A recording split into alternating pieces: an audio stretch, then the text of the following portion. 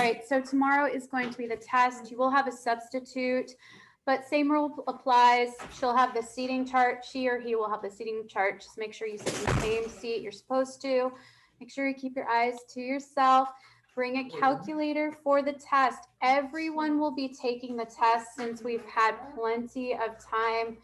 I've made several videos of review, and today I'm going to take all of your remaining questions. So if you're not ready after today, I would suggest going on YouTube, watching some videos over any of these concepts that still don't make sense.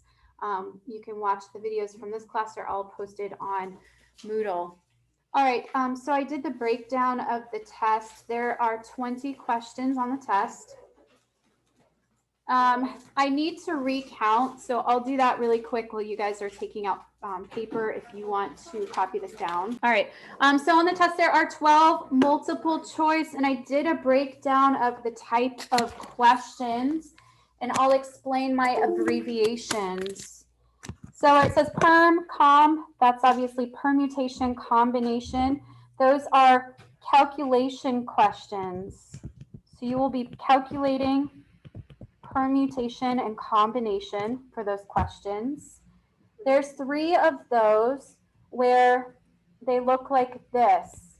So let's say this is the question. I give you 10p3.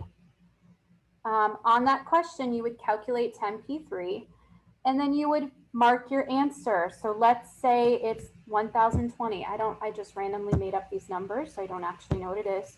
You would circle A and write A. Now the next question on the test after those 3 questions will say, show your work from number 12. So you'll get credit for this question twice. Now what that means is if you mark B for number 12 and the answer is actually A, you'll get number 12 wrong. But when you show your work on number 13, if it was a silly mistake, then I'll give you partial credit for number 13. So it is to your benefit to know how to calculate these. These are pretty simple to calculate. Show all of your work so that when I go to check them, even if you get the multiple choice part wrong, you can still get some credit on the bottom. If you use your calculator to calculate the answer, you still need to show how it was substituted in. So 10p3, just using that same example, permutation is n factorial over n minus r factorial. So you need to write that out. Then you should simplify that to 10 factorial over 7 factorial. Now from there, if you want to write out 10 factorial and show that the 7 factorials will cancel, you can, or you can use your calculator from there. But I do want everyone to simplify up to at least there. Any questions on that? Yes, Max.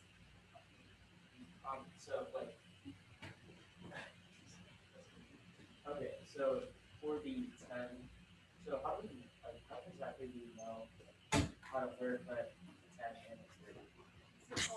It's the formula. It's NPR equals n factorial over n minus r factorial. That's for permutation. For combination, very similar, only you add an extra r factorial on the bottom. You guys need to memorize those. I will not give you formulas on the test. So you need to know those 2 formulas. They're not that difficult, but you do need to memorize them. Gracie? That's all. You can go out more if you want to, but that's all I'm requiring because I know some of you guys are going to use your calculators, and that's fine. I just want to make sure you understand where to plug the numbers in. So if you were to do combinations, you know that there's like obviously the difference with the r factorial on the denominator. Which one do you try to cancel out of the numerator first? Is it always the biggest number? So yeah, so let's use those same numbers. 10, we'll do 10 C3. So I plug in 10 in place of n, and then 10 minus 3 factorial, 3 factorial. So on these ones, on combination, simplify just like we saw. 10 factorial over 7 factorial, 3 factorial. I always simplify the biggest one. So the biggest one on the bottom is 7. So I do 10 times 9 times 8 times 7 factorial. those cancel, and then I would write out 3 times 2 times 1 and cancel anything. So for your work, you just get to take 10 factorial, so you get there. Mhm. Yep, from there, and then you can use your calculator for the rest if you don't want to simplify all the way. Max? How is that what value form? It's not, I Okay, literally okay, just I made was up those numbers. Okay. No, I don't know. I was just trying to give an example and I didn't have my calculator, so I just made up some random numbers. I don't actually know what it is. So that was me making up random numbers. So again, 3 of those questions. Now, somewhere I had it, I might not have written it down. One of the questions, okay, so I'll show you guys. One of the questions is like, and I think I mentioned this on the review. One of the questions on the test is almost exactly like that. I think it uses permutation now. So make sure that you can do question number 44. And if I were you, I would change it because I think the one on the test is actually a permutation. So for that one, I would change it to P and make sure that you could calculate 5P3 over 10P3. And then remember, so let's say this is question number 16. Number 17 is going to say, show your work for number 16.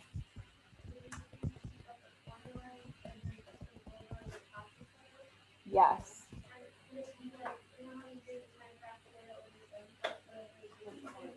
Mhm.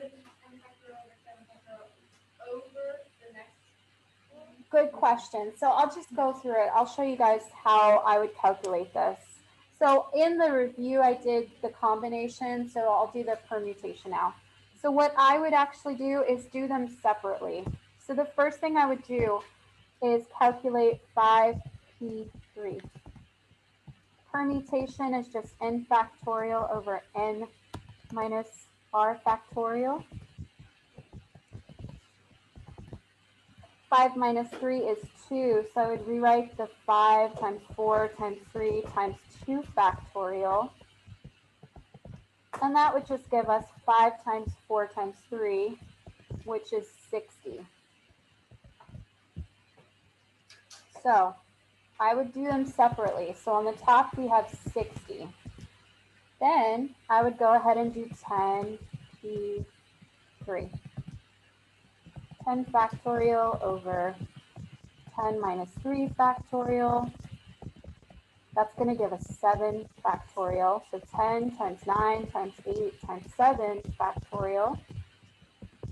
10 times 9 is 90. 90 times 8 is 720. So I would get the answers separate and then go ahead and simplify.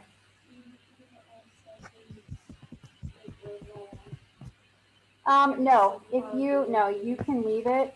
If you want to, you could do 10 factorial over 7 factorial in your calculator and just get 720. Again, I just want to make sure you can get up to here and get it to an answer, because to answer the actual problem, you're going to need to know what it actually equals. Yes. Yes. Any specific type? Complement. Okay. I think I have a complement. Hold on. Let me pause this while I find it too, so people are not. So I had a question on finding probability and using the complement. So this one comes from section 3.2, I believe, 3.2 or 3.3, the homework for that section.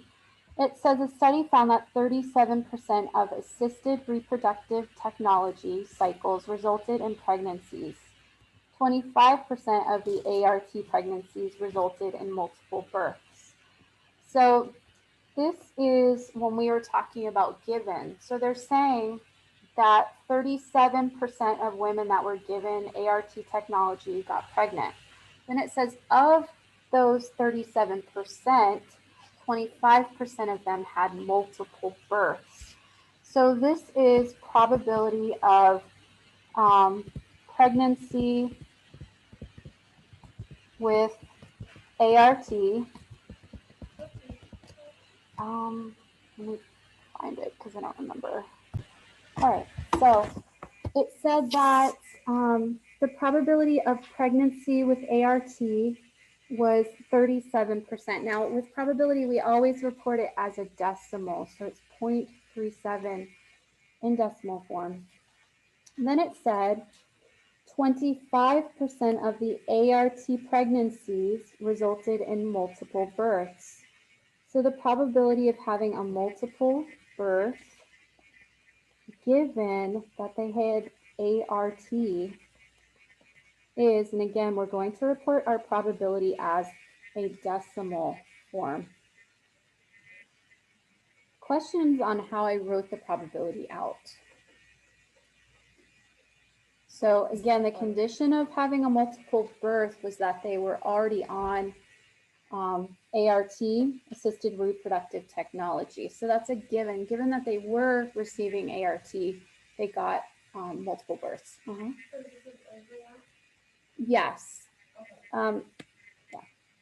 Well, this is a given situation. Knowing that they've received something is going to affect. Well, is 25% of the 37%?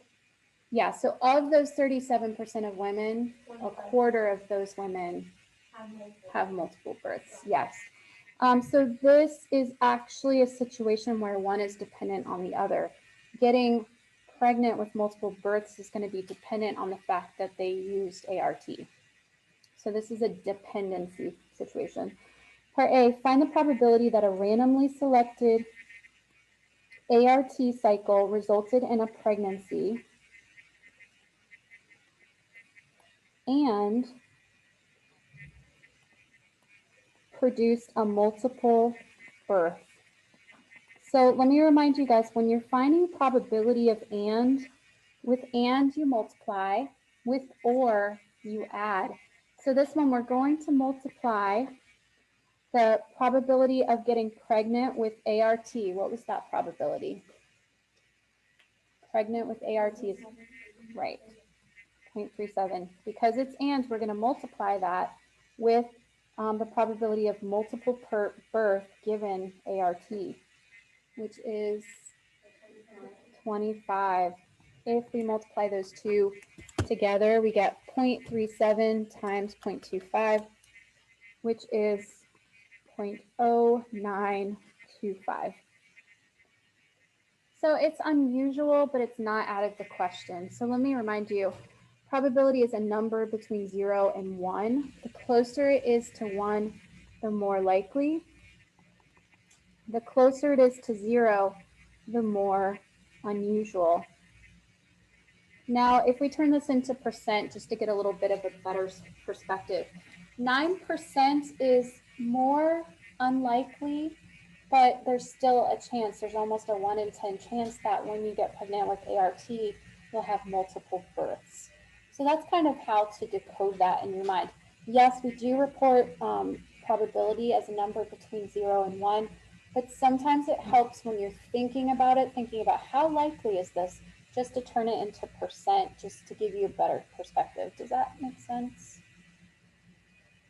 Hopefully. So we do report it as a decimal, but if you are having trouble with the decimals, deciding if it's unusual or not, you can just move your decimal over just to think about it as a percent, and that would be 9.25% max. Can you just remember the complement thing? If you see and in the sentence, you just automatically get the complement and do the complement and multiply them? Wait, if you see what? Say what? See and in the sentence. No, and is times. Complement's different. We'll talk about complement next. So that's not unusual. It's more unusual, but not, it's more unusual. Like, you know, Yeah, 0.09 or 9%. So it's going to be more unlikely than if it were 90% or 0.9. Does that make sense? 9% of people, this is saying 9% of women who get ART have multiple births. 9% is pretty small comparatively. It's a little less than 1 in 10. All right, for part B, let's do our complement. It says find the probability that a randomly selected ART cycle resulted in a pregnancy and, so we're going to have to multiply, did not produce multiple births. Okay, so first thing to decode from that, I like to write it as probability first. What do we do with and? Multiply. What's the probability of a pregnancy? 37. Now we have to do a little bit of thinking, not much, but a little bit. We know the probability of having a multiple birth given ART. If 0.25 is the probability of having a multiple birth, what's the probability of not having a multiple birth? Point what?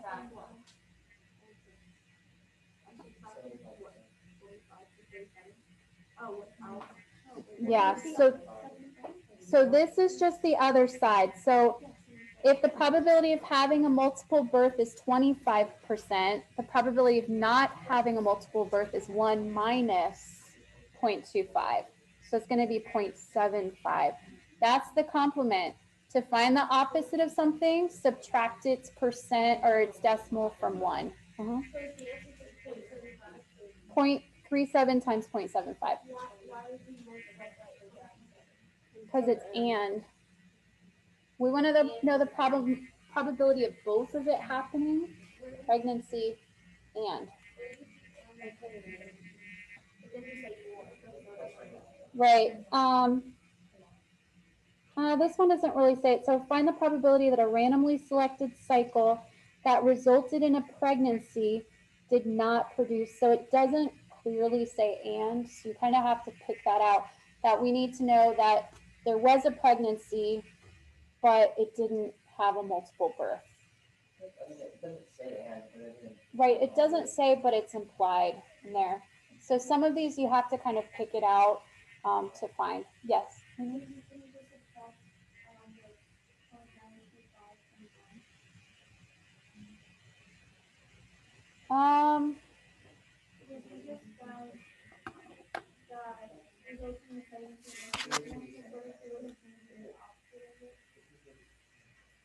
I feel like the complement of that would be no pregnancy. Well, yeah. All right, so really quick, going over a basic deck of cards. There are 52 cards in a deck.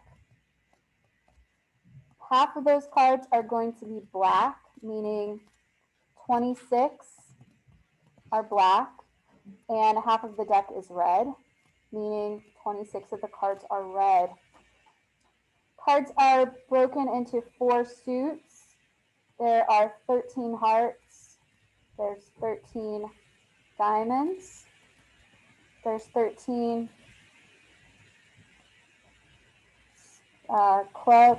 spades. And there's 13 clubs. And finally, each of your suits is broken up to numbers 1 through 10 for the numbered cards. And then Jack, Queen, King, and Ace. So every single suit has the numbers 1 through 10, and then Jack, Queen, King, and Ace. Oh, that's why I was like, why does that not add up? Yes, 2 through 10, and then Jack, Queen, King, and Ace. Did that answer your question? For each suit. So that means that there's 4 of every single type of card. So 4 jacks, 4 queens, 4 kings, 4 aces. And then there's 4 2 through 10s. So there's 1 per every suit. Yes. All right, so number 31. Okay. Number 31 says a card is randomly selected from a deck. Find the probability that the card is between 4 and 8 inclusive. And whenever it says inclusive, that means including those numbers. If it just said between 4 and 8, it would mean 5, 6, and 7. But because they added inclusive, that added the 4 and the 8. So you have to think about this. And you have to think about, okay, first of all, how many cards are there? 52, right? Then you have to think about how many of them are 4, 5, 6, 7, and 8. Well, first of all, that's 5 cards, but how many suits are there? It says flip. Oh, or is a club. I did not read the rest of the problem. Okay. Sorry. Always read the end. What's an or problem? Right, add. And then for this one, there is going to be overlap. If there's overlap, you want to subtract it out on the end. All right, now 4 through 8, there's 5 cards. But remember, every suit has 4, 5, 6, 7, and 8. So you've got 5 hearts, you have 5 diamonds, you have 5 clubs, and 5 spades. Now, one thing to think about, it says the probability that it's between 4 and 8 or is a club. The clubs, the 5 that we use for clubs are going to be counted twice. Yeah, that's the overlap and what? That'd be 5 times 3, that's the other Uh-huh. one, plus 13, that's all the clubs. Right. But then why would you do the 5 clubs? Well, no, I'm saying you don't want to do the 5 twice. So Okay. you So can, you just do 5 times 3, that's the other one, plus Okay. 3. yes. Okay, first way is what Hannah said. You can do, there's 15 cards. If we count this twice, then there's going to be overlap. So I'm not going to count it. I'm not going to count those 5 clubs in the first group. So you could say, oh, there's 15 out of 52, and then there's 13 clubs out of 52. That's the first way you can do it. The second way, if you don't want to think about, you don't want to subtract it at first, you could say, okay, there's 20 4 through 8 out of 52. There's 13 clubs, but we just counted those 5 cards, those 5, 4, 5, 6, 7, and 8 of clubs twice. So you would have to subtract out the 5 cards at the end. So you can either subtract it out at the beginning or you could subtract it out at the end. You get 28 out of 52 for both ways, no matter which way you do it, which would give 0.54. So again, whichever way makes more sense.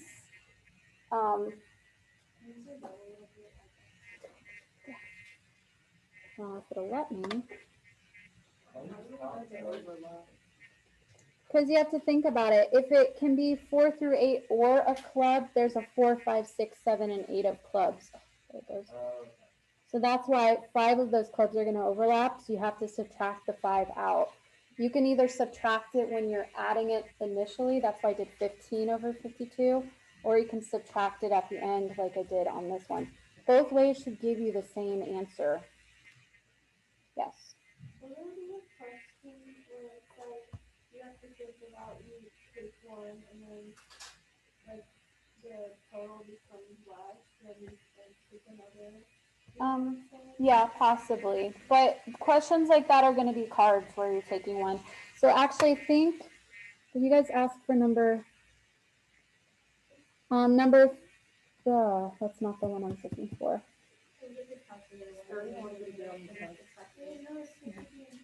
53 and 54. Let's go over that because that is what you're asking. And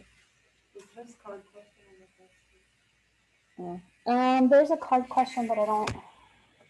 It's a little bit more basic than that, I think.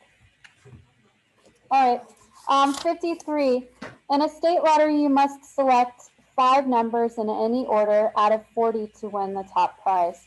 How many ways can 5 numbers be chosen from 40? Oh, maybe that's. Hold on. Okay. It's up to you. Which 53? So 2 questions from the test. They're just going to ask you, are they mutually exclusive or not? So if we look at 25, randomly selecting a red jelly bean from a jar. Randomly selecting a yellow jelly bean from a jar. Wait, do red jelly beans have anything in common with yellow? So those are mutually exclusive.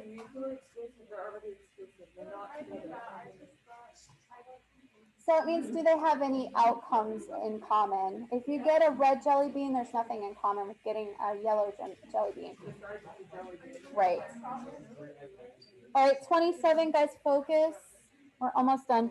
Probability of randomly selecting an adult registered to vote in Florida and randomly selecting an adult registered to vote in Florida.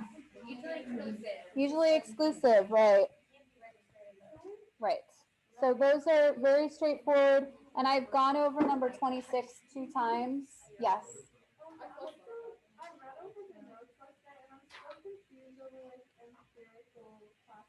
That's not going to be on the test.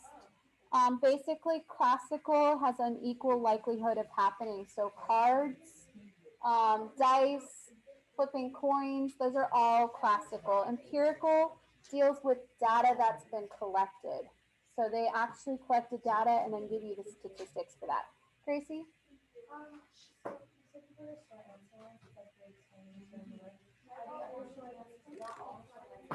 No, so some of them I think will be like find the probability, but they're going to be basic. Like a question has 4 multiple choice answers. Find the probability of guessing a correct answer. Something. Well, actually, that's sorry.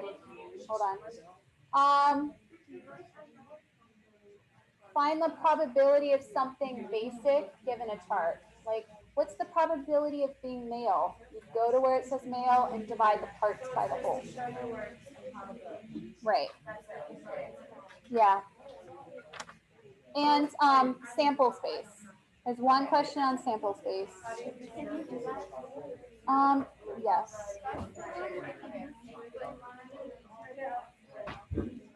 Okay. So guys, really quick for the sample space. And I want everyone listening for this. Again, the test one is very basic. But if we were asked the sample space, you're going to put every option from the protein with every option from the vegetables. Yeah. Calculate how many of those letters you're going to have by multiplying the evidence. Right. So 4 by 3 by 2 will give you 24. There's going to be 24 things in your sample space. And you want us to write out the tree diagram of 24. Right. But for the test, it's going to be, there's only going to be 8. So it's much more. Sample space with 8. Yes. You don't have to do this one, just like. That's okay. I already have it written down. So chicken, beef, And the answer would just be as wrong. tofu, pork. No, so you would put that, I'll show you. So we have green beans, carrots. Okay, so what you would do, guys, is, you got it? Okay. And then how would it be the answer?